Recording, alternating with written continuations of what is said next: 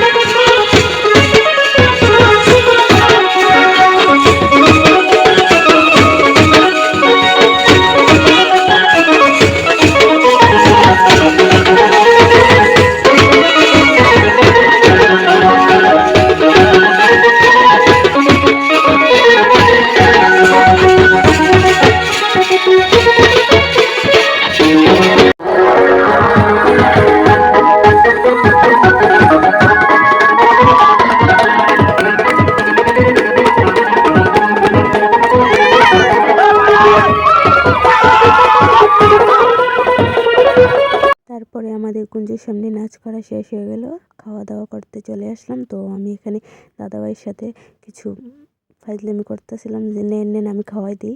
না না, উনি তো আমার হাতে খাইতেই না। তো আমি বলতেছি নে নে বোন, তোর হাতেই খাইব, নে তুই খাওয়া। তো এখানে কোথাও ফাইজলামি করতেছি। Tata, bye bye.